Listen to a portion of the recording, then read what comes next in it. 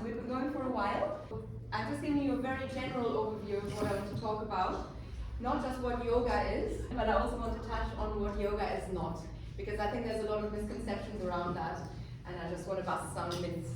I also want to talk about Hatha Yoga or Hatha Yoga and what happens when we practice yoga. That is more sort of the short-term benefits. If you do it, what do you feel in your body immediately once you've had a yoga class? What are the long-term benefits? And then I'm going for a really big one. What is enlightenment? And I'm going to try and explain that from a neuroscientific perspective. So good luck to me. Great. So we're going to start with what is yoga. I've got this lovely picture here of what is called kolam or rangoli. It has a lot of different names, but basically traditionally in India at the break of dawn, women will take some rice flour and spread it across in front of their home and draw these really beautiful paintings. So what they are, as you can see, little dots, and then they're being connected in some way by lines. And that can stand for alignment of stars, for example. So a lot of these can be stars and the constellations of stars. It can also be a symbol of harmonious coexistence, a unity with the animals or human beings and animals, because the rice flour is then attracting ants, is attracting birds. So it means you're basically living in a harmonious coexistence. And alignment is not just of stars, but of any two things that exist in this world. And that is actually the definition of yoga. It's alignment of anything that is two things. So someone who is very adept at getting people together, for example, could be called a yogi. So in cultural terms, that is something that could be called a yogi. What yoga is not is gymnastics. It might involve the body, and you might feel really good doing all these exercises, and I have to admit, I teach these yoga classes as well. Evgeny will know. I teach some very hard yoga classes. I teach those that are really, really fast, but that is a tiny, tiny, minute part of what yoga actually is, and taken out of context, you don't really get the full benefit of it. So what it is a complex science of life. That's what I would call it. And if we're talking about alignment, we can also talk about unity rather than separation. So it's realizing that it's not an us versus them. It's realizing that this identity that we're all really, really proud of, the things we wear, the things we've achieved in life. We were just talking earlier, or Julia, you were talking earlier about how we're all very driven people. At the end of the day, we're trying to get rid of all of that. We can still be driven, we can still do our duty and try to excel at what we do, but we want to make sure that we detach ourselves from that. So that would be karma yoga, I can talk about that later. It doesn't mean that you have to change completely what you do in your life, that you have to give up your job and become an aesthetic living person in the middle of nowhere. You can still be in this world, but you try to detach the result from what you're actually doing.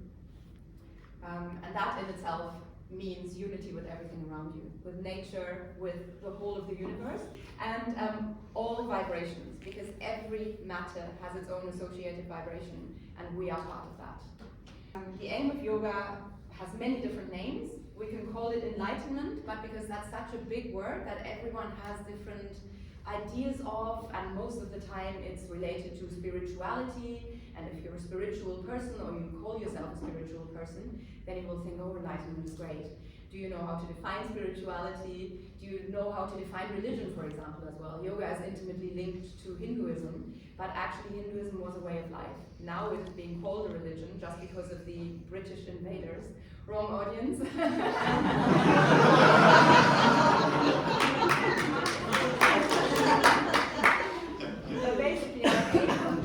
Whatever you want to call it, if you stay away from that big term enlightenment, you can call it moksha or nirvana. Nirvana is often considered paradise, and maybe that's a good word for it as well. We want to live in paradise. That means we want to be happy, right?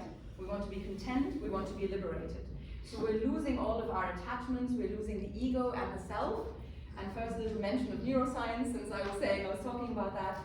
The ego, the self, is actually sitting in your brain and part of the prefrontal cortex. And it can very easily disintegrate because this prefrontal cortex is a fairly new, most evolved part of the brain, but hasn't been around for much, for as long as many other parts of the brain. So it doesn't take that long. It only takes a couple of notes to actually disintegrate parts of the prefrontal cortex. The way we do this through yoga is through concentrating the mind. So note how I didn't say to use the body. We can use the body, but we can also leave the body completely out of it. Not quite, because the mind is part of the body, but it doesn't have to be the postures, the movements that we associate with yoga when we think yoga. So what that does in the first instance is change the chemistry of your body, the electric activity in the body, and a whole host of other things that you can immediately notice. And over time, it will change the architecture of the brain, something that is called neuroplasticity, and that until a couple of decades ago, people weren't even, specialists weren't even aware of existed. So now on to what we know as yoga.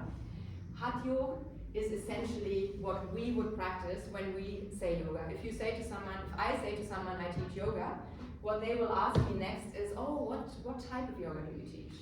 What they mean is not really what type. Maybe they mean, how do you practice your asana? So how do you practice asana? Meaning is a posture. So I'm jumping a bit, but that's probably good because you shouldn't even move it. Asana or asana is stillness of the body in order to achieve stillness of the mind. And someone else came up with that. Stilling of mental fluctuations is what yoga is. And this other person is Patanjali, much older and wiser than me. Basically much older than me. I don't know. He's no longer around. But he wrote the Yoga Sutras. And in Sanskrit we call this Yogas Chitta Vritta Niro. So that essentially means yoga stills mental fluctuations in the way that a mighty river might have to be controlled into a dam, for example, in order to be used properly. And our idea is that this river becomes a lake, so that all the little drops that you might see in a waterfall or in a strong river where water is splashing everywhere are no longer visible. So that is what would happen to our brain. It's not that we're going to get rid of all the thoughts. It's not going to be that there's nothing in the brain anymore. That's not going to happen ever, and it shouldn't. It's just that it's the stilling, and we use our body as well as the mind to get us into this state of a calm equilibrium. So Hatha Yoga, what we know as yoga in the West, is everything to do with the body. Asana, pranayama, mudra, meditation. And what Hatha means is forceful, strict, and disciplined. So it shows how we're using the body, but we're trying to move beyond the body, not get stuck in the body. And we do that, I should say, Hatha Yoga is a path of yoga. So if someone, if you ever want to, if someone ever says to you they practice yoga, then maybe you should introduce that concept of the path of yoga, rather than asking about do they practice their asanas really fast, really slow, really long, etc. Because ultimately it's not important how you practice, it's all there for a reason, and it all will do different things to your body. We'll touch on that on the next slide. But basically what we want to remember is that everything to do with Hatha Yoga is associated with the subtle body, which means energies that we have in the body.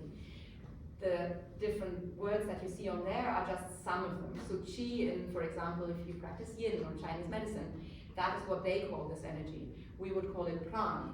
It runs through nadis, which are energy channels. There's also marma points, there's chakra points, there's a lot of different ways that you can call the same thing, but it is about how you use the energy in the body. Pranayama is that part of yoga that's got to do with the breath. But calling pran the breath is far too limiting. That is only the start. And we're moving on from life force as well, because yes, the breath gives us life force, it keeps us alive. That's why we're saying, I don't know if that's many different, in my language actually we say he breathed his last breath. Is that something you'd say in English as well? So that's, of course, you can't live without your breath. But we're moving beyond that, meaning we are using the breath and realizing all the things that are going on in our body when we breathe a certain way. From the way that when we're breathing in a calm way, our salivary secretion changes. That has an effect on our nerves. The way that we're breathing has an effect on our brain waves. It might calm the brain waves, it might make them much more agitated.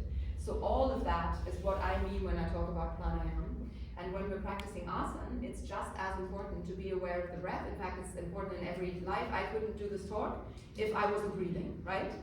So if we're practicing asana and we're staying somewhere for a long time, then I want, and that's what I do in my classes, then I want people to listen to the breath, to the pranic response. Not just the response of the breath, but what that means for the whole body.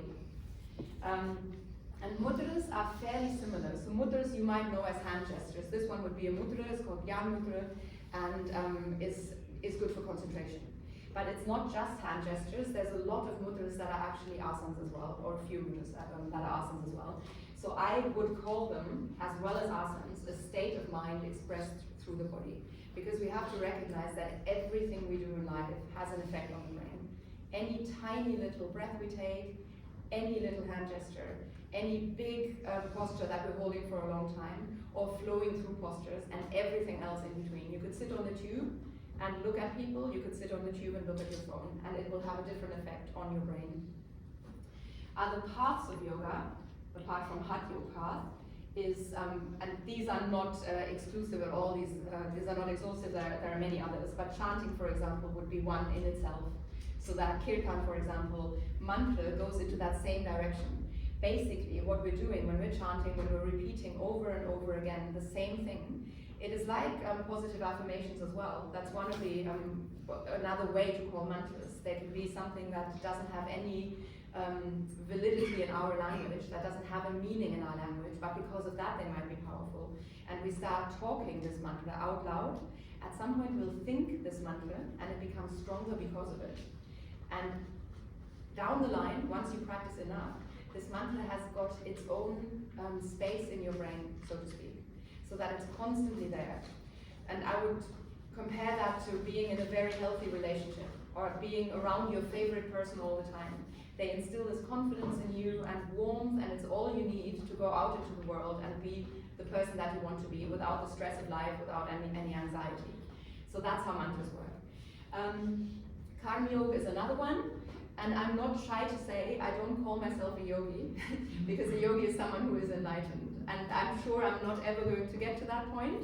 Don't never say never, but this is probably not going to happen for me. And Karma Yoga is one of those things that I struggle with the most. You will know karma as whatever you do in life has an effect, or whatever you've done before has an effect, and so people joke about it. You walk, you take someone's, I don't have a good example. Okay, you go to the coffee shop and you skip the queue because you're really, really busy, and then you spill that coffee.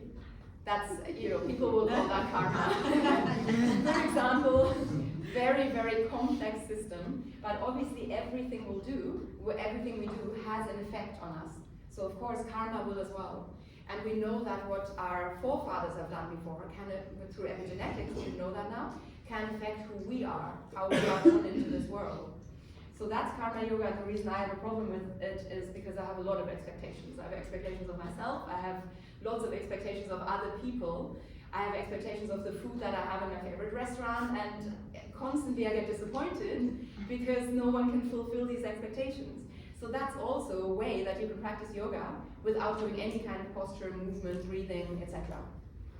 Then you've got the scriptures. Some people only read the Vedas, for example, and they can also call themselves on a path of yoga.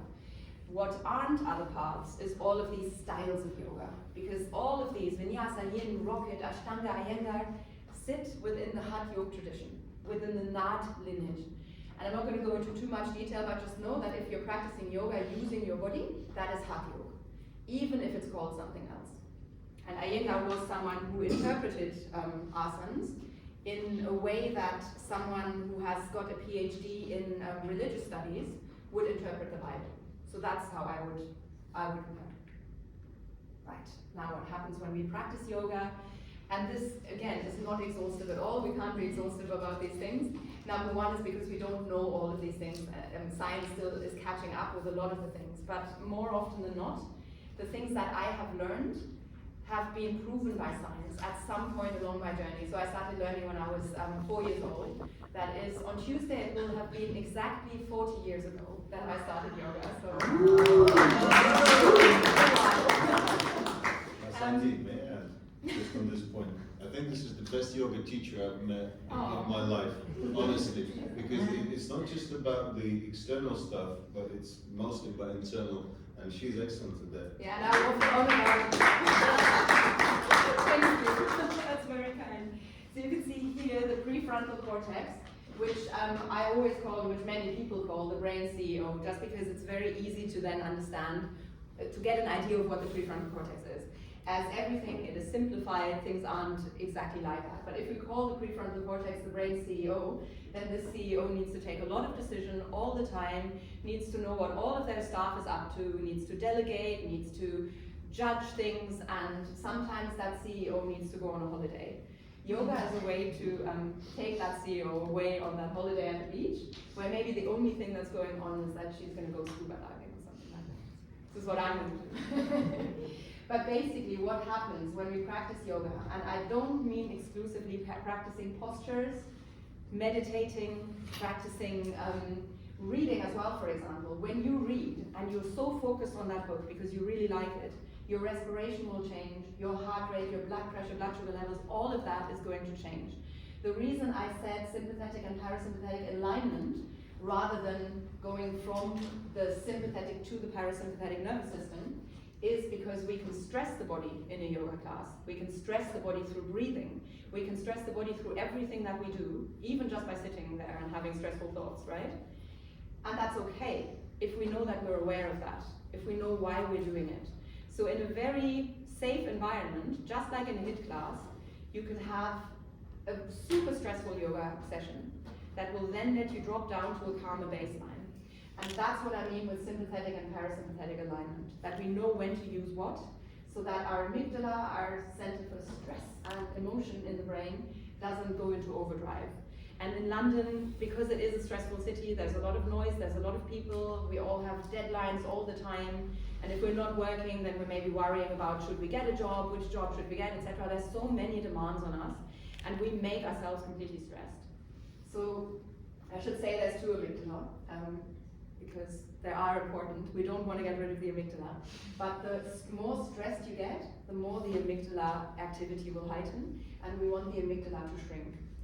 It shouldn't be gone. In fact, there are some meditations and some things that you can do in yoga which help the work, the interconnectivity between the brain CEO and your center for stress and emotion in the brain. But what happens is essentially that the brain will change, and that is a very, very quick process. So whatever you do, it has an effect on the brain immediately, but over time it has other effects. So whatever we do, life is what we pay attention to, so we want to pay attention to the things that are important to us, the things that we know are good decisions, the things that we know are healthy for us. What also happens is that, or what can happen, is that your inner critic or your ego will go, like that disintegration of the prefrontal cortex that I talked about. And with that, your sense of self and time may vanish as well. Who mentioned drugs, or did I make that up? I think no, I I'm so glad you said that. Obviously, since I'm a yogi, I don't know anything about that.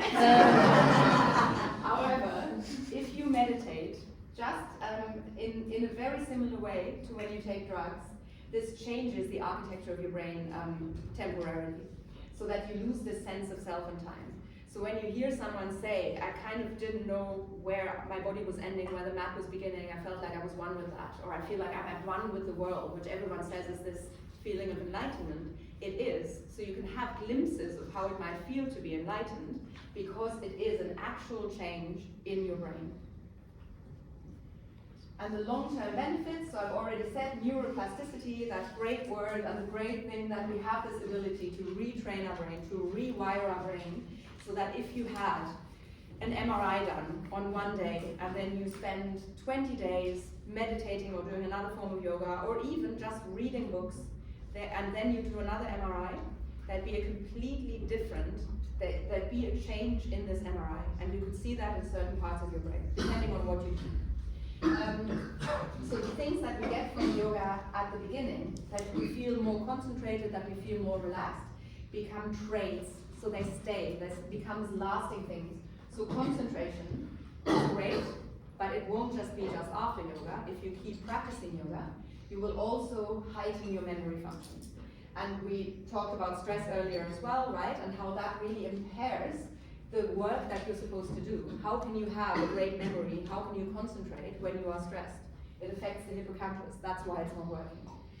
So you go from stress and burnout to resilience and productivity. That's great in a work environment, whether you're an entrepreneur or whether you work for someone else. Anxiety and depression as well. So there are certain meditations that are particularly, and I've not touched on meditation too much because that's a whole new topic and I could be here for many hours. But basically, there are certain meditations that studies have shown are just as effective and sometimes more effective than medication is, and that's especially for severe depression. So that's a great thing to know, because obviously you don't have the side effects. It gives you higher immunity and lower inflammation markers as well.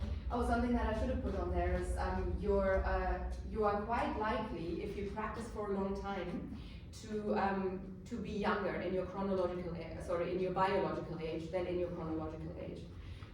So genetic screenings would show that sort of thing. And that has to do with the length of your telomeres and telomerase in your body. Perception of pain as well, and that goes especially for mindfulness meditation, because it really changes about anything you do. The moment you're aware of your body, you can tell what is good for your body and you can tell what's not good for your body. So then you end up making good decisions and you're preventing a lot of things from actually happening as well. But it is about, and again, that perception of pain is really about what changes in your brain. Because when we say something is painful, what is that actually? It's something that we understand immediately when someone says, God, I'm in pain. But actually what it is lots of far-flung regions of the brain working together to create this ouch effect, right? It's your memories, it's your sensory areas, it's your psychological component as well. There's so much coming together. So all of what's happened in your life will determine how you perceive pain. And some people have no pain with tennis elbow and other people can't move their arm at all. So yeah, basically what happens is that your amygdala shrinks, your prefrontal cortex thickens. There's also a better interconnectivity between the two so that we make better decisions. And this one here is on there because I really like dogs and I love this picture. Indulge me. So if you can't see that at the back, it says, how deep is the mud? This one, the smiling dog, says. And the smaller dog says, depends on who you ask. And that says, we all go through things differently. So we don't start from the same place. I've touched earlier on epigenetics. Basically, what happened before we were born, what happened in your mother's womb, how was your mother stressed when she was carrying you, or what happened to your ancestors. There's intergenerational trauma. There's so many things that are completely out of our hands, and that has an effect on us. Kind of scary, but also good to know, because once we're aware, as Julia said, we can do something about it, right? And then your own life as well.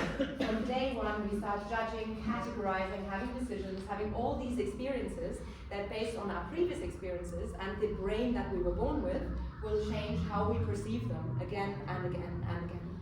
So if we're not aware of what is happening, then we'll reinforce these unhealthy habits, we'll reinforce destructive emotions over and over again because we're not aware.